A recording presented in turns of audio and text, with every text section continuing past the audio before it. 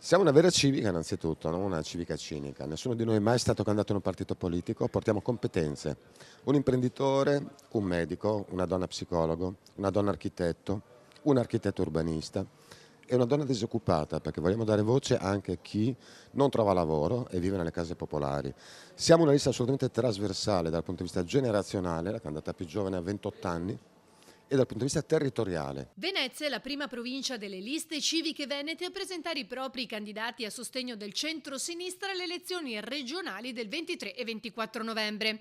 Al centro la delicata tematica della sanità. Rappresentiamo Mirano e il miranese che si batterà per il suo ospedale, rappresentiamo il Veneto orientale con i candidati di Sandona di Piave, una consigliera comunale in carica, un assessore in carica a Milano, l'assessore al bilancio, e poi ci sono io, Marco Gasparinetti, consigliere comunale a Venezia.